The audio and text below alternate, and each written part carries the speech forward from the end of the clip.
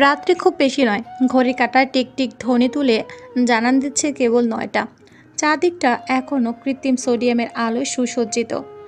উৎস বাড়ি ফেলল কেবল। দুই পকেটে হাত গুজে শীষ বাজাতে বাজাতে প্রবেশ করলো ভিতরে। বসার কক্ষে পা রাখতে এক গম্ভীর পুরুষালী কণ্ঠ হানা এলো তার কানে। অবশেষে বাড়ি ফিরলে? উৎস থমকে দাঁড়ালো, দায়সারা ভাবে জবাব দিল, না ফিরে আর যাবো কোথায়? অন্যত্র মাথা গোজার ঠাঁই তৈরি করার মতো সামর্থ্য হয়নি এখনো। সে সামর্থ্য হলে আর এ নরকে ফিরতাম না। আকরাম মির্জা ঠোঁট পাকালেন, তাচ্ছিল্য স্বরে বললেন, সারাদিন বনে বাদরে ঘুরে বেড়ালে আর বেহায়ারাগিরি করে বেড়ালে সে সামর্থ্য হওয়ার পাবে কোথা থেকে? তাই তো বলি, এখন এসব বেয়ারাগিরি বাদ দিয়ে বাড়ির ব্যবসার কাজে যোগ দাও, জীবনে উন্নতি করতে পারবে। উৎস বিরক্ত হলো, কপালে ভাঁজ ফেলে বলল, আর কিছু বলবে? আকরাম মির্জা একটু সময় নিলেন, থমথমে কণ্ঠে বললেন, শুনলাম আজ অনেকে মারামারি করেছো তুমি। শুনেছই তো, তাহলে আবার জিজ্ঞেস কেন করছো?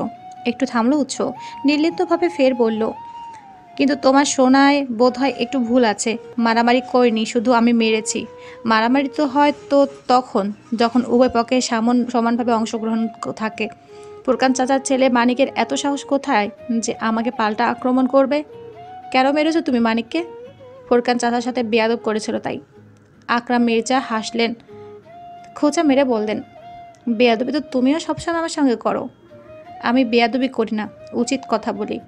তোমার কথা বেয়াদবির আওতাতেই পড়ে, উচিত কথায় নয়। জড়িয়ে একটা নিঃশ্বাস ফেলল উৎস, হতাশ সুরে বলল, কোন যুগে যে বাস করি, উচিত কথা বললেও বেয়াদব উপাধিটি পেতে হয়। আসলে উচিত কথা হজমের ক্ষমতা সবার থাকে না, যেমন আপনি। উৎস। আকরাম মির্জা ধমকে উঠলেন সাথে সাথে। উৎস ততটা পাতা দিল না বাবার ধমকে। সে বরং পকেটে হাত গুজে রেখেই সামনের দিকে হাঁটা ধরল। আকরাম মির্জা পিছু ডাকলেন, গলার স্বর বাড়িয়ে বললেন, আমার কথা এখনো শেষ হয়নি উৎস। উৎস যেন শুনেও শুনল না বাবার কথা। হেঁটেই শেষে দাঁড়ালো একটি কক্ষের সামনে। কক্ষের দরজাটা বন্ধ, বড়সড় একটা তালা ঝুলছে সেখানে। অথচ ভিতর থেকে কারোর মৃদু স্বরে কান্নার আওয়াজ ভেসে আসছে, সাথে আবার কি যেন বলছেও। উৎস কান খাড়া করলো, শুনলো কাতর আর্তনাদ, আমাকে ছেড়ে দাও, একটু বাঁচতে দাও, আমার যে ভীষণ কষ্ট হচ্ছে। উৎসের চোখ দুটো জ্বলে উঠল, বুকটার ভেতরে যেন জেগে উঠল কঠিন এক অগ্নেয়গিরি। ঘৃণা আর ক্রোধে রি রি করে উঠল শরীরটা, কিন্তু সে নিরুপায়। হাত পা বাঁধা এক অসহায় জীব ব্যতীত আর কিছুই নয়। উৎস আর দাঁড়িয়ে থাকলো না ওই কক্ষের বন্ধ কক্ষের সামনে, পা চালিয়ে গেল নিজের কক্ষের দিকে। ভোর হতে শুরু করেছে, সূর্যটা এখনও পুরোপুরিভাবে আকাশে ওঠেনি, তবে বাহির পরিষ্কার হতে শুরু করেছে। ঘন শুভ্র রঙা কুয়াশা চাদর মেলে দিয়েছে প্রকৃতিতে। শতরূপার ঘুম ভেঙেছে সেই ফজরের আজানের ধ্বনি শুনে। তারপর নামাজ পড়ে আর ঘুম আসেনি। কতক্ষণ বিছানায় শুয়ে গড়াগড়ি করেছে, কিন্তু এখন তাও ভালো লাগছে না। আরও একটু সময় নিয়ে শতরূপা বিছানা ছাড়ল। শরীরে একখানা শীত চাদর জড়িয়ে বেরিয়ে এলো বাইরে। চারদিকটা এখনও শুনশান নীরবতায় ঘেরা, কোথাও কারো দেখা নেই। দেখা থাকবেই বা কীভাবে?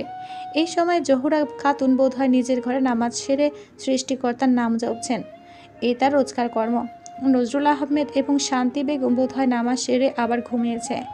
আবার শান্ত তো কথাই নেই, সে নির্ঘাত এখনও গভীর ঘুমে। শতরূপা আরেকবার সজাগ দৃষ্টিতে দেখে নিল আশপাশটা, অতপর পা টিপে টিপে বেরিয়ে পড়ল বাড়ির বাহিরে।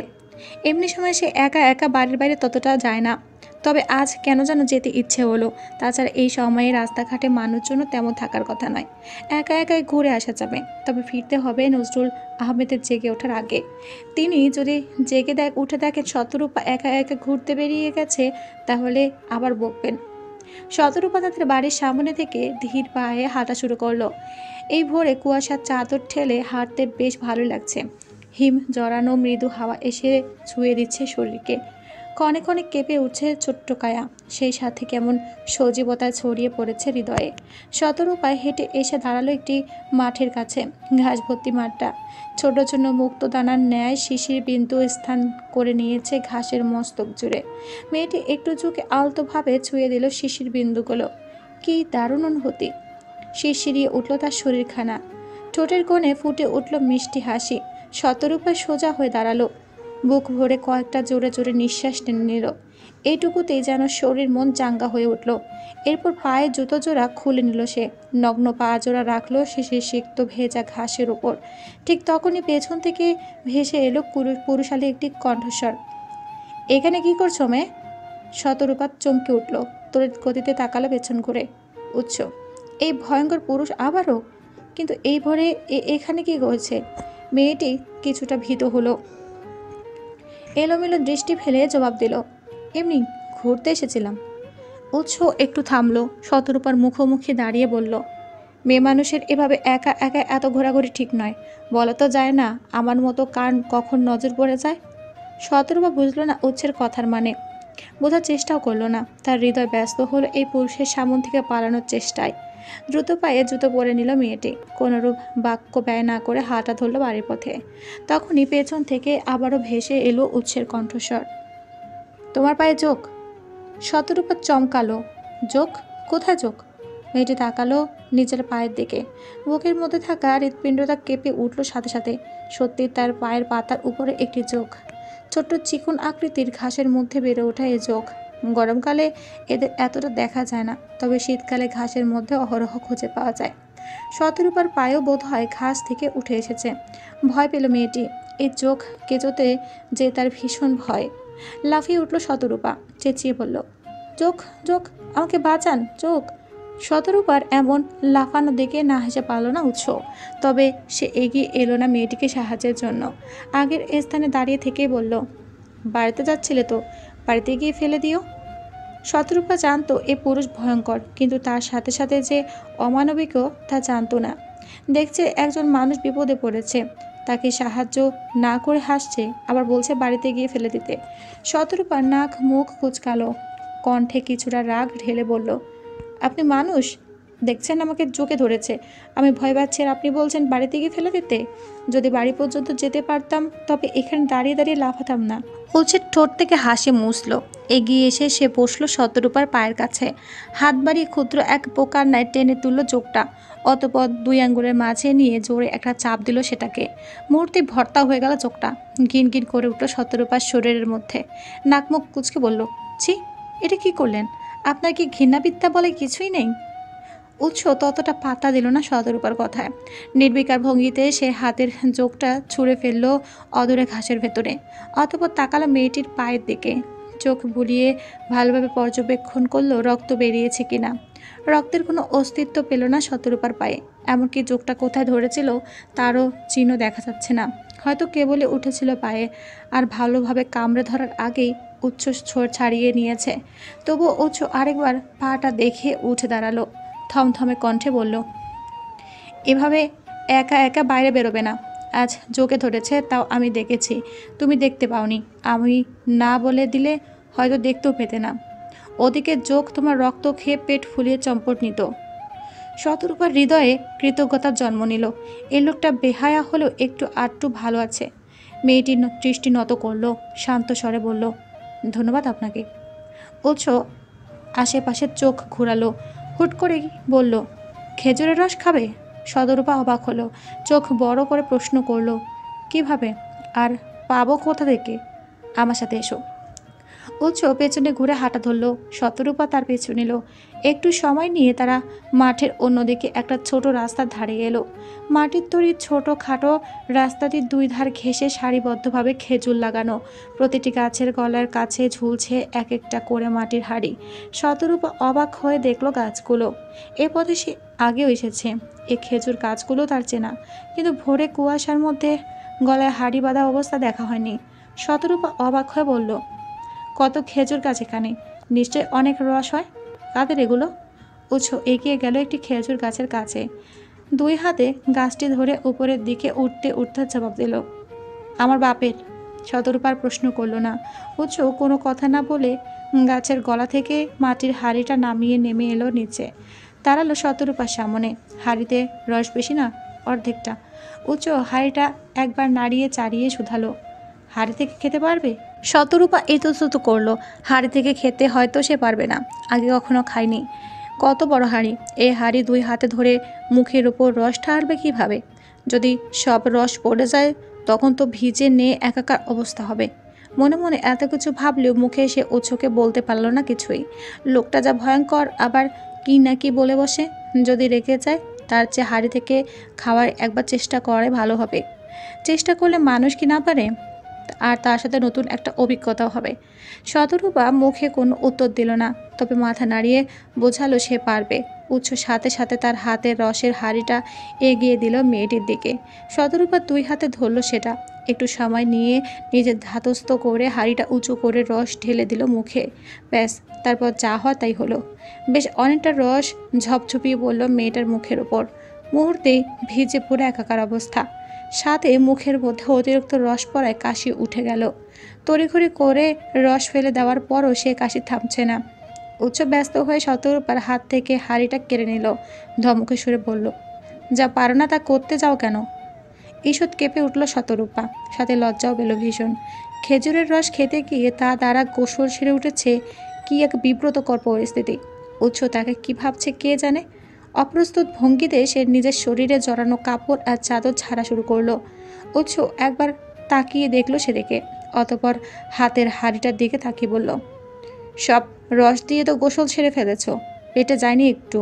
দাঁড়াও, আমি আর এক হাঁড়ি নিয়ে আসছি। শতরূপা তাকিয়ে দেখলো আকাশে সূর্য উঠতে শুরু করেছে। এখন বাড়িতে না ফিরলেই নয়। নজরুল আহমেদ উঠে যদি তাকে বাড়িতে না দেখেন তাহলে কুরুক্ষেত্র বাঁধিয়ে ছাড়বেন। এমনি সে বাবাকে ভয় পায় ভীষণ।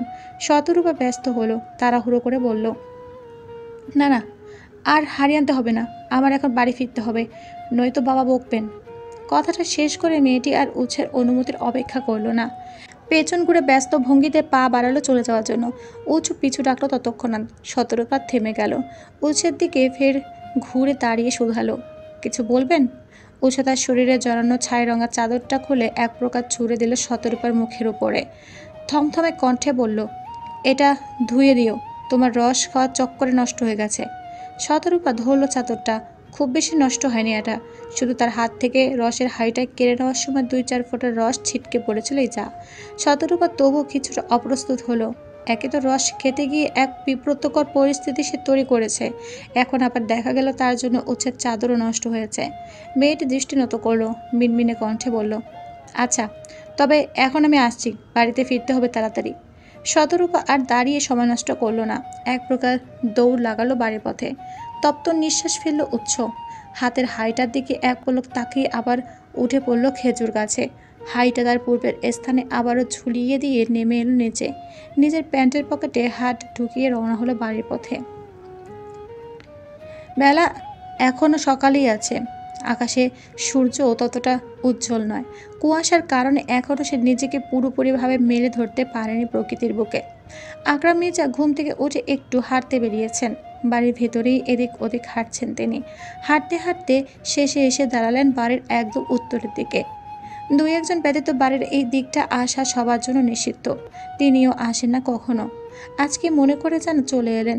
তপ্ত নিঃশ্বাস ফেলেন আকরাম মির্জা। তাকালেন উত্তরের একদম কিনারা ঘেঁষে থাকা কক্ষটির দিকে। অমনি চমকে উঠলেন তিনি। কক্ষের দরজা ছিটকিনি দেওয়া, কিন্তু কোনো তালা নেই। এত বছরে বন্ধ কক্ষ কে এইভাবে খোলা রেখেছে? কার এত বড় সাহস? এবারের মানুষ কি এরই মধ্যে তার নিষেধাজ্ঞা ভুলে গেছে? আকরাম মির্জার ক্রোধের পারদ যেন তত্তরিয়ে বেড়ে গেল। ফুসতে ফুসতে এসে দাঁড়ালো বসার কক্ষে। গলা চড়িয়ে ডাকলেন স্ত্রীকে, মরিয়ম, মরিয়ম। মরিয়ম বেগম আজিজ মির্জার স্ত্রী লিমা বেগম আর আমির মির্জার স্ত্রী সুমাইয়া বেগম রান্নাঘরে সকালে নাস্তা তৈরি করছিলেন। হঠাৎ আকরাম সাহেবের এমন হাঁক ডাক শুনে ভড়কে গেলেন তারা। এত সকালে আবার কি হয়েছে যে এই লোক চেঁচিয়ে বাড়ি মাথায় তুলেছে? মরিয়ম বেগম মাথায় চড়ানো কাপড়টা আরেকটু ভালোভাবে চড়িয়ে তাড়াহুড়ো করে ছুটে এলেন বসার কক্ষে। ব্যস্ত হয়ে শুধালেন, কি হয়েছে? এত সকাল সকাল এইভাবে চেঁচামেচি জুড়েছেন কেন? আকরাম মির্জা তাকালেন মরিয়ম বেগমের দিকে। রুক্ষ স্বরে বললেন, চেঁচাচ্ছি কি সাদে? উত্তরের ঘরে দরজা খোলা রেখেছে কে? ওই ঘরের দরজার তালা নেই কেন? মরিয়ম বেগম চমকালেন। স্মরণে এলো এই কর্ম তারই। গতরাতে যখন তিনি ওই ঘরে খাবার দিতে গিয়েছিলেন তখন আকরাম মির্জা ডেকেছিলেন তাকে। স্বামীর ডাক শুনে তাড়াহুড়ো করে শুধু ছিটকিনি লাগিয়ে কক্ষ থেকে বেরিয়ে এসেছিলেন তিনি। ভেবেছিলেন পরে গিয়ে তালা লাগিয়ে আসবেন। পরে আর খেয়াল ছিল না। কিন্তু এই কথা সামনে স্বীকার করার সাহস হলো না তার। এমনি লোকটা রেগে আছেন, এই কথা শুনলে আরও রেগে যাবেন। মরিয়ম বেগম মাথা নুইয়ে নিলেন, মিনমিনে স্বরে জবাব দিলেন, ছিটকিনি তো লাগানোই ছিল, ও তো আর বাইরে বেরোতে পারেনি। কেন, তুমি চেয়েছিলে ও বাইরে বেরোক? গর্ভে একটা কলঙ্ক ধারণ করেও তোমার শান্তি হয়নি, এখন এই কলঙ্ক বিশ্ববাসীর দরবারে উপস্থাপন করতে চাইছিলে? গর্ভের কলঙ্ক? হ্যাঁ, কলঙ্কই তো। এই সমাজে সে কলঙ্ক ব্যতীত আর কিছুই নয়। মরিয়ম বেগমের হৃদয় ভারী হলো, চোখের কোল ঘেঁষে আবির্ভাব ঘটল অশ্রুকণার। এর মধ্যে আকরাম হোসেনের চিৎকার শুনে বসার কক্ষে উপস্থিত হলো বাড়ির ছোট বড় সবাই। আকরাম মির্জা কিছুটা দমে গেলেন, আর বললেন না কিছু। বাড়ির ছোট সদস্যরা এখন উত্তরের ওই ঘরের রহস্য সম্পর্কে অবগত নয়, আর আকরাম মির্জা চানও না ওই ঘরের রহস্য সম্পর্কে কেউ জানুক। তাই তো বাড়ির সকল সদস্যদের উপরে উত্তরের দিকে যাওয়া নিয়ে নিষেধাজ্ঞা জারি করেছেন। যারা ওই কক্ষ সম্পর্কে যারা জানে তাদেরকেও মুখ বন্ধ রাখা নিয়ে কড়াভাবে সতর্ক করেছেন। ব্যস্ত পরিবেশ, ব্যস্ত জনজীবন। রাতের আধারে চারদিকটা এক ভুতুড়ে পরিবেশে নিমজ্জিত থাকলেও দিনের আলোয় সে চনমনে ব্যস্ত। এই যেমন রাতের আধার কাটতেই এখন চারদিকটা মুখরিত হয়ে উঠেছে জনমানবের কোলাহলে। শতরূপা এই ক্ষণে দাঁড়িয়ে রয়েছে নিজ কক্ষে, হাতে তার একটি ব্যাগ। উচ্ছের চাদর আছে ব্যাগটির ভেতরে। গতকাল সে চাদরটা ধুয়ে শুকিয়ে রেখেছিল, কিন্তু এখন সমস্যা হলো এটা সে উৎস পর্যন্ত পৌঁছাবে কিভাবে। ওই ভয়ঙ্কর লোকের সামনে যেতেই তো তার রুহ কাঁপে, ভয় লাগে। তাছাড়া বাড়িতেও বা কী বলে বাইরে বেরোবে? এখন কলেজেও নেই যে তার দোহাই দিবে। বাবা মা দেখলে আবার হাজারটা প্রশ্ন করবে। তার উপর যদি জেনে যায় যে সে ভোরে একা একা বাইরে বেরিয়েছিল আর উছের চাদর তার কাছে, তাহলে তো কথাই নেই, কুরুক্ষেত্র বাড়িয়ে ছাড়বে নির্ঘাত। এমনি নজরুল আহমেদ উৎসকে পছন্দ করেন না। শতরূপা আর একটু সময় নিয়ে ভাবল, আচ্ছা শান্তকে দিয়ে পাঠালে কেমন হয়? সেই বোধ হয় ভালো হবে, ও ছোট আছে, লুকিয়ে এক দৌড়ে গিয়ে উৎসকে এটা দিয়ে আসতে পারবে। শতরূপা হাতের ব্যাগটি রাখলো বিছানার উপরে, অতঃপর শান্তকে খুঁজে আনতে বেরিয়ে গেল কক্ষ ছেড়ে। শান্ত উঠোনেই রোদে বসে একটা বল নিয়ে খেলছিল। শতরূপা এগিয়ে গেল তার দিকে, আশেপাশে একবার নজর বুলিয়ে নিচু স্বরে বলল, আমার একটা কাজ করে দিতে পারবি শান্ত? শান্ত খেলা থামালো, বোনের দিকে তাকিয়ে বলল, 10 টাকা দিবি তাহলে করে দেব। ছোট ভাই বোনদের এই একটাই দোষ, তাদের কোনো কাজে বললেই এরা সবার আগে নিজের লাভ খোঁজে। ঘুষ না দিলে এদের দ্বারা কোনো কাজ করানো প্রায় অসম্ভব। শান্ত ছোট হলে কি হয়েছে, নিজের এই লাভ ক্ষতির অঙ্কটা সে বুঝে নিয়েছে ইতিমধ্যে। ঘুষ ব্যতীত সে এক পাও সামনে এগোতে নারাজ। আর ঘুষ না দিয়ে শতরূপারও তো উপায় নেই। শান্তকে দিয়ে কাজটা করাতে হলে তার 10 টাকার মায়া ছাড়তেই হবে। কার চাদর আর কে টাকা দেয়? তপ্ত নিঃশ্বাস ফেলল শতরূপা, আর সময় না নিয়ে বলল, আচ্ছা দেব, আগে আমার কাজটা করে দে তুই। কি কাজ? আমার সাথে আয়। শতরূপা আবার ফিরে এলো কক্ষে, তার পিছু পিছু এলো শান্ত। বিছানার ওপর থেকে চাদরের ব্যাগটা হাতে তুলে নিয়ে মেয়েটি তাকালো ভাইয়ের দিকে। প্রথমে প্রশ্ন করলো, আগে বল, তুই উচ্চ ভাইকে চিনিস তো? শান্ত সাথে সাথে মুখ বাঁকিয়ে জবাব দিল, তাকে কে চেনে না, আমাদের গ্রামের সবচেয়ে সাহসী সে, আমাদের বস উচ্চ ভাই। শতরূপা ভেঙচি কাটলো, ঠোঁট বাঁকিয়ে বলল, বস না ছাই, আজ তো একটা খবিশ লোক। উৎসকে খবিশ বলায় তেতে গেল শান্ত, আঙ্গুল তুলে বলল, একদম বাজে কথা বলবি না বুবু, উচ্চ ভাই অনেক ভালো মানুষ, দেখবি আমি বড় হয়ে উচ্চ ভাইয়ের মতো হব। উচ্চ ভাইয়ের মতো হবে? ওই খবিশ লোকের মতো হলে তোকে আমি আশ্রয় মেরে দেব। কণ্ঠে তোলা বাক্যের সমাপ্তি ঘটিয়ে উচ্চ হাতের ব্যাগটা ধরিয়ে দিল শান্তের হাতে, তারা দিয়ে বলল, অনেক কথা হয়েছে, এখন যা তো, এটা উচ্চ ভাইকে দিয়ে আসবি। শান্ত ভ্রু কুচকালো, ব্যাগের মধ্যে ওকে দিয়ে বলল, এতে কি আছে? তা দিয়ে তোর দরকার কি? তোকে বলেছি তুই দিয়ে আসবি, নয়তো কিন্তু 10 টাকা পাবি না। শান্ত আর কথা বাড়ালো না, তার এই মুহূর্তে 10 টাকার ভীষণ প্রয়োজন। স্কুলের কাছে রহিম চাচার দোকানে সেদিন দেখে এসেছে নতুন নতুন রং বেরঙের লাটিম তুলেছে, একটার দাম 10 টাকা করে রাখছে। তার অনেক বন্ধু ইতিমধ্যে কিনে ফেলেছে, কিন্তু সে কিনতে পারেনি টাকার জন্য। বাবার কাছে টাকা চাইলে তিনি কড়া গলায় বলে দিয়েছেন, পড়াশোনায় মন দাও, ওসব লাটিম কিনে টাকা এবং সময় নষ্টের প্রয়োজন নেই। বাবা সব সময় শুধু পড়াশোনা আর পড়াশোনা, আর শান্তর কাছে সবচেয়ে বিরক্তিকর এই পড়াশোনা। তার প্রতি একটু ভালো লাগে না, তার থেকে বন্ধুদের সাথে খেলতে, বনে বাদরে ঘুরে বেড়াতে ভালো লাগে। শান্ত হাতের ব্যাগটা নিয়ে বাড়ির সামনের দিকে পা বাড়ালো, ততক্ষণে তার পেছন থেকে টেনে ধরল শতরূপা, ব্যস্ত হয়ে বলল, ওদিকে কোথায় যাচ্ছিস? শান্ত কপালে ভাঁজ ফেলে জবাব দিল, কেন? উৎস ভাইয়ের কাছে এটা দিয়ে আসতে হবে না? শতরূপা ভীত দৃষ্টিতে তাকালো আশেপাশে। শান্ত যদি বাড়ির সামনে দিয়ে যায় আর একবার বাবা মা কিংবা দাদির চোখে পড়ে যায় তাহলে তো ছেলেটাকে ডাকবেন তারা, ব্যাগ নিয়ে প্রশ্ন করবেন, আর তখন শান্ত সব বলে দিলেই হয়ে গেল, আর রক্ষা পেতে হবে না তাকে। শতরূপা কোনো ঝুঁকি নিতে চাইল না ব্যাগটা নিয়ে। সে শান্তকে টেনে নিয়ে এলো বাড়ির পেছনের দিকে বাগানের কাছে। বাগানের গাছগাছালির মধ্য থেকে সরু একটা পথের দিকে ইশারা করে বলল, এখান দিয়ে যা। আর শোন, উচ্চ ভাই ছাড়া এই ব্যাগ আর কাউকে দিবি না, শুধু উচ্চ ভাইয়ের হাতেই দিবি। শান্ত মাথা নাড়ালো। সময় না নিয়ে ব্যাগ হাতে লাফিয়ে লাফিয়ে চলল সরু পথটা ধরে। শতরূপাদের বাড়ির কাছে একটা মাঠে বসে নোমানসহ কিছু তরুণ ছেলেপেলেদের নিয়ে আড্ডা দিচ্ছিল উৎস। সারাদিন আড্ডাবাজি ছাড়া আর কাজ কি? রসায়ন নিয়ে মাস্টার্সে পাঠ চুকিয়েছে গত বছর, তারপর চাকরি বাকরির জন্য চেষ্টা করেনি। অন্যের অধীনে চাকরি করা তার জন্য পোষাবে না। বাড়ি ব্যবসার কাজের দিকে কখনো ফিরতে তাকায়ও না। এটা তার জন্য নয়, তার চিন্তা ভাবনা অন্য কিছু। কিন্তু তাও এখন পেরে উঠছে না নজরুল আহমেদের জন্য। লোকটা তার জমি না দেওয়া নিয়ে ঝামেলা শুরু করেছে। সেই নিয়েই নোমানদের সাথে আজ আলোচনায় বসেছিল উৎস। এর মধ্যে শান্ত গিয়ে ছুটে দাঁড়ালো তাদের সামনে, গলা উঁচিয়ে বলল, উৎস ভাই। উৎস ঘাড় বাঁকিয়ে তাকালো। শান্তকে দেখে চিনে নিতে খুব একটা কষ্ট হলো না তার, তবে এই সময়ে ছেলেটাকে এখানে দেখে অবাক হলো কিঞ্চিত। আড্ডা ছেড়ে উঠে এসে দাঁড়ালো তার মুখোমুখি। নরম স্বরে জিজ্ঞেস করলো, তুমি এখানে? শান্ত হাতের ব্যাগটা এগিয়ে দিল উৎসের দিকে, কিছুটা উঁচু স্বরে বলল, এটা বুবু আপনাকে দিতে বলেছে। বুবু মানে শান্তর বোন? শান্তের বোন আবার উৎসকে কি দিতে বলেছে? তার সাথে কি সম্পর্ক এই ভয়ঙ্কর মানবের? উৎসের মতো রক্তটা বদমেজাজি ভয়ঙ্কর মানুষের সাথে এর আগে কোনো নারী সংক্রান্ত কিছু শোনেনি তো কেউ, এমনকি কখনো কোনো নারীর সাথে ভালোভাবে কথাও বলতে দেখেনি। তাহলে এই নারীকে? নোমান ব্যতীত উপস্থিত সকলে বিস্মিত হলো। হুমড়ি খেয়ে পড়ল উৎস আর শান্তর কথোপকথন শোনার জন্য। পেছনে গন্ডগোল টের পেয়ে উৎস ততক্ষণাৎ ঘুরে তাকালো। তীক্ষ্ণতার দৃষ্টিতে চুপসে গেল সকলে। যে যার স্থানে দাঁড়িয়ে গেল সোজা হয়ে। উৎস ফের শান্তর দিকে ফিরে তাকালো।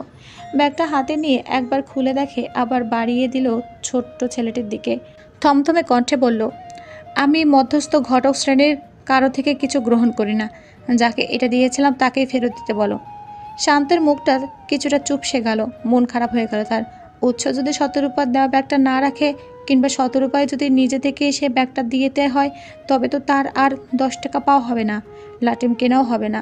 শান্ত ব্যাগটা ধরল না, আমতা আমতা করে বলল, বুবু আসতে পারবে না ভাই, আপনি এখনই এটা রেখে দিন। উৎসের ভ্রুযুগল কুঁচকে গেল, কপালে ভাঁজ ফেলে শুধালো, কেন, তোমার বুবুর পায়ে কি কিছু হয়েছে যে আসতে পারবে না? কিছু হয়নি, তাহলে আসতে পারবে না কেন? শান্ত এলোমেলো দৃষ্টি ফেলল, জীবের অগ্রভাগ দ্বারা ওষ্ঠ ভিজে জবাব দিল, আসলে বুবু বলেছে আপনার কাছে এই ব্যাগটা পৌঁছে দিলে আমাকে 10 টাকা দেবে, কিন্তু আপনি যদি ব্যাগটাই না রাখেন তাহলে তো টাকা দিতে চাইবে না। উৎস কপাল টান টান করলো, ভারী কণ্ঠে প্রশ্ন করলো, 10 টাকা দিয়ে তুমি কি করবে? লাটিম কিনবো। স্কুলের ধারে রহিম চাচার দোকানে রং বেরঙের লাটিম তুলেছে, এক একটা 10 টাকা করে দাম। উৎস শান্তর দিকে দৃষ্টি নিবন্ধ রেখে ডাকলো নোমানকে, আদেশের সুরে বলল, শান্তনুকে নিয়ে রহিম চাচার দোকানে যাবে, ও যতগুলো লাটিম লাগে কিনে দিবি, আর সাথে যা যা খেতে চাইবে পেট পুড়ে খাওয়াবে। আজ প্রথম ও এলো আমার কাছে, তাও বোনের অনুচর হয়ে, ওর এইটুকু পুরস্কার প্রাপ্য। নোমান মাথা নাড়ালো, শান্তর দিকে দৃষ্টি দিয়ে বলল, এসো আমার সাথে। শান্তর চোখ মুখ উজ্জ্বল হয়ে উঠল, আনন্দে আত্মহারা হয়ে উঠল মন প্রাণ। এখানে সে এসেছিল মাত্র 10 টাকার লোভে, যা দ্বারা সে একটি লাটিম কিনবে ভেবেছিল। এখন যত খুশি তত লাটিম কেনার সুযোগ তো পাচ্ছেই, সাথে পাচ্ছে নিজের পছন্দ অনুযায়ী খাওয়ার সুযোগও। শান্তর খুশি যেন ধরছে না, চারদিকে শুধু লাভ আর লাভ। ছেলেটি ঝটপট উচ্চের হাত থেকে ব্যাগটা নিয়ে নিল, অতঃপর লাফিয়ে লাফিয়ে ছুটল নোমানের পিছু পিছু। নোমান আর শান্ত চলে যেতেই গুজুর গুজুর ফুসুর ফুসুর শুরু হলো বাকিদের মধ্যে। উৎসের সাথে উপস্থিত থাকা তরুণদের মধ্যে রাজু নামক একজন হাত উঁচিয়ে গুঁতো মারল আবিদ নামক অন্য একজনের বাহুতে, সাথে হতবাক স্বরে বলল, কেসটা কি হলো? আবিদ মাথা চুলকে জবাব দিল, কি জানি। পাশ থেকে আর অন্য আরেকজন লিমন বলছে, নাকটা কেমন রহস্য রহস্য গন্ধ পাচ্ছে, তাহলে তো নাকটা দেখছি কেটে দিতে হবে। লিমনের কথা শেষ হতে রাশভারী কণ্ঠে কথাটা বলে উঠল উৎস। সাথে সাথে থেমে গেল সকলে। উৎস এগিয়ে এসে দাঁড়ালো লিমনের মুখোমুখি, হুমকির স্বরে বলল, কি? দেব নাকি তোর নাকটা কেটে? লিমন আঁতকে উঠল, ততক্ষণে তার ডান হাতটা তুলে চেপে ধরল নাকটা। উৎস যা ভয়ঙ্কর পুরুষ, মায়া দয়া বলতে তো কিছুই নেই, তাতে তার নাক কেটে দিতেও পারে। এমনি চেহারার এই বিশ্রী কোনো মেয়ে তো পাতা দেয় না, তারপরে যদি আবার নাক না থাকে তাহলে তো কথাই নেই। এই জীবনের বিয়ে করে মরতে হবে না। ভীত হলো বেচারার হৃদয়, নাকে হাত রেখে বলল, থাকার মধ্যে সম্পদ হিসেবে আছেই কোনো মেয়ের পাত্তা না দেওয়ার এই চেহারা আর ঢেঁড়স আকৃতির দেহটা, তার মধ্যে যদি আবার এই নাকটা কেটে নেন তাহলে তো ভাই ভিক্ষা করেও মেয়ে খুঁজে পাবো না। আল্লাহর দোহাই লাগে ভাই, আমার নাকের দিকে থাকাবেন না। অন্তত পক্ষে বিয়ে করে মরার জন্য হলো এই নাকটা আমার জরুরি। উৎস একবার তীক্ষ্ণ দৃষ্টিতে তাকালো লিমনের দিকে, ফের আগের স্থানে বসতে বসতে বলল, আবার আলোচনা ফেরা যাক।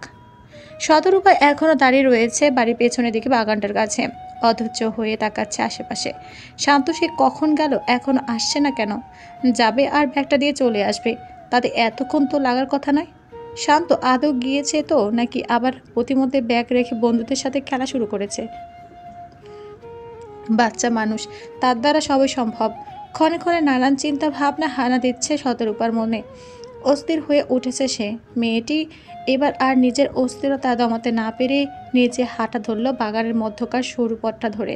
তবে কিছুটা পথ যেতে দেখা পেল শান্তর। একটা ললিপপ চুষতে চুষতে হেলে দুলে এগিয়ে আসছে তার দিকেই। শতরূপা খেয়াল করলো তার দেওয়া ব্যাগটা এখনও শান্তর হাতে রয়ে গেছে। তবে কি সে ব্যাগটা উৎস পর্যন্ত পৌঁছাতে পারেনি, নাকি সে ব্যাগ না নিয়েই চলে এসেছে? শতরূপা ভ্রুকুচকে এগিয়ে গেল শান্তর দিকে, ব্যাগটা টেনে নিল তার হাত থেকে। ব্যাগের ভেতরে দেখতে দেখতে বলল, এ কি, ব্যাগটা তুই উচ্চ ভাইকে দেসনি?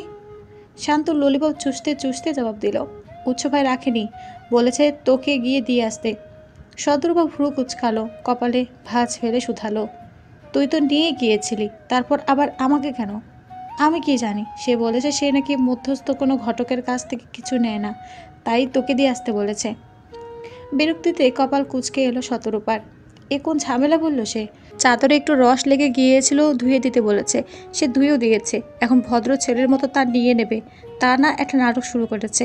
সে যদি নিজে গিয়ে চাদরটা দিয়ে আসতে পারতো তাহলে অবশ্যই শান্তকে পাঠাতো না। একেই ওই লোককে চরম ভয় পায় শতরূপা। এদিকে বাবা মায়ের চোখে ফাঁকি দিয়ে বাড়ি থেকে বের হওয়াও দুষ্কর। তাদের সামনে পড়লে হাজারটা প্রশ্ন তো করবেই, সাথে উচ্ছেদ চাদর তার কাছে জানলে আবার আরেক ঝামেলা। কোন কুক্ষণে যে সে সেদিন ভোরে বেরোতে গিয়েছিল কে জানে। তারপর না হয় বেরিয়েছিল, কিন্তু উৎসকে দেখে দ্রুত বাড়ি ফিরে আসা উচিত ছিল। তার সাথে রস খেতে যাওয়া একদমই ঠিক হয়নি। শতরূপার এখন নিজের উপর নিজেরই রাগ লাগছে। কেন সে যেতে গিয়েছিল উচ্চের সাথে? এত রসের লোভ কেন তার? সেদিন যদি রস না খেতে যেত তাহলে আজ এই মুসিবতে পড়তে হতো না। কিন্তু এখন করারও তো কিছু নেই। এই চাদরটাও তো ফেরত দিতে হবে, নয়তো উচ্চ যা ভয়ঙ্কর মানুষ, দেখা যাবে চাদর নিতে তাদের বাড়িতে হানা দিয়েছে, তখন আবার আরেক ঝামেলা। কিন্তু এখন সমস্যা হলো বাবা মায়ের চোখে ফাঁকি দিয়ে শতরূপা বাড়ি থেকে বেরোবে কিভাবে, আর উচ্চের সাথেও বা দেখা করবে কিভাবে? আচ্ছা, সেদিন ভোরের মতো গেলে কেমন হয়? এই শীতে এত ভোরে নজরুল আহমেদ বা শান্তি বেগম কেউই এই ওঠেন না, সেদিনও ওঠেননি। সুতরাং ওই সময়টাতে শতরূপা তাদের চোখে পড়ার সম্ভাবনা খুবই কম। হ্যাঁ, তাই বরং করা যাক। সেদিনের মতো ভোরের দিকে বেরিয়ে উৎসের সাথে দেখা করে চাদরটা দিয়ে আসা যাক। কিন্তু এই দেখা করার সংবাদটা আগে উৎসের কাছে পৌঁছাতে হবে। সে সেদিন এসেছিল বলে কালও যে আসবে তেমন তো নয়। শতরূপা তাকালো ভাইয়ের দিকে, সময় না নিয়ে বলল, তুই আবার একটু উচ্চ ভাইয়ের কাছে যা তো। গিয়ে বলবি। শতরূপার পুরো কথা শেষ হওয়ার আগেই শান্ত বলে উঠল, কেবল এসেছি, আমি আর কোথাও যেতে পারবো না। তুই যা, 20 টাকা দেবো। শান্তের মুখ উজ্জ্বল হয়ে উঠল।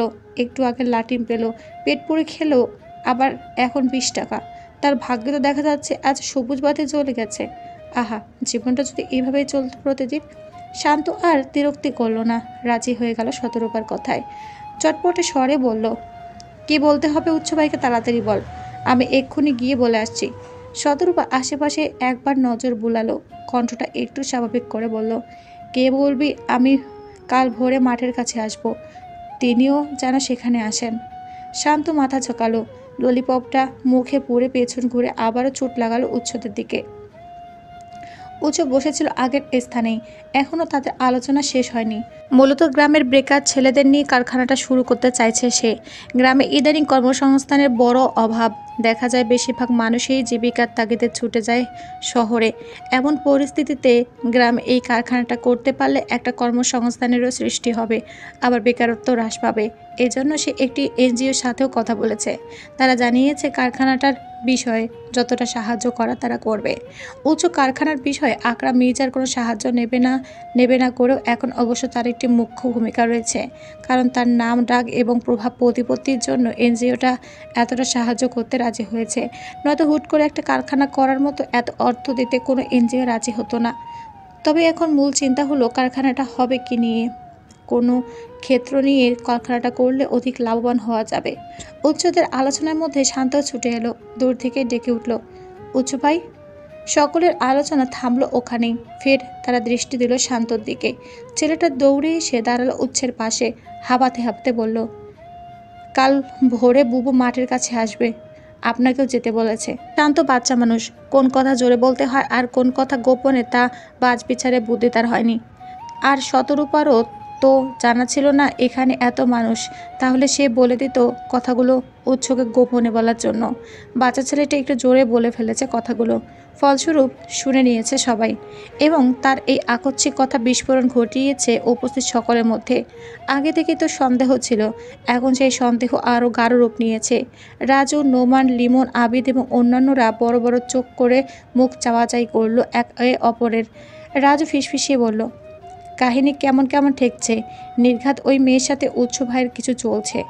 অন্যান্যরা সায় জানালো রাজুর কথায়। আবিদ মাথা নেড়ে বলল, আমারও তো তাই মনে হচ্ছে। নয়তো যে উৎস ভাই কখনো কোনো মেয়ের দিকে তাকায় না, সে উৎস ভাইয়ের জন্য ভোরে কোনো মেয়ে অপেক্ষা করবে, আবার সে দেখা করতে যাবে, ভাবা যায় সব। সকলের ফিসফিসানি কানে পৌঁছাতে উৎস তাকালো তাদের দিকে। সাথে সাথে লিমন হাত তুলে নিজের নাক চেপে ধরলো, আমতা আমতা করে বলল, এবার আমার নাকে কোনো গন্ধ পায়নি ভাই, এবার আমার নাক একদম নির্দোষ, যা দোষ ওদের নাকের। উৎসের সকালের পানে একবার তীক্ষ্ণ দৃষ্টিতে তাকিয়ে আবার তাকালো শান্তর দিকে, স্বাভাবিক কণ্ঠে বলল, আচ্ছা আমি অপেক্ষায় থাকবো। গাঢ় শুভ্র রঙা কুয়াশা চাদর মেলেছে প্রকৃতিতে। ঘাসের ডগায় ডগায় জমায়েত ঘটিয়েছে শিশির বিন্দুরা। সূর্যের এখনো দেখা নেই। চারদিকটা জনশূন্য, কোলাহল মুক্ত। হয়তো এখনো কেউ লেপ কাঁথা ছেড়ে ওঠেনি। তবে এই শীতকে গায়ে মেখে উচ্চ দাঁড়িয়ে রয়েছে মাঠের কাছে, অপেক্ষা শতরূপার আসার। মেয়েটি এলো আরও কিছুটা সময় পর, দাঁড়ালো উচ্চের পেছনে, গলা খাকারি দিয়ে জানান দিল নিজের উপস্থিতি। উচ্চ পেছন ঘুরে তাকালো, দুই ওষ্ঠ ফাঁকা করলো কিছু বলার উদ্দেশ্যে, কিন্তু পুরুষালী থেকে কোনো শব্দ বের করার আগে শতরূপা তার হাতের ব্যাগটি এগিয়ে ধরলো, কোনো ইতি উতি না করে বলল, আপনার চাদর।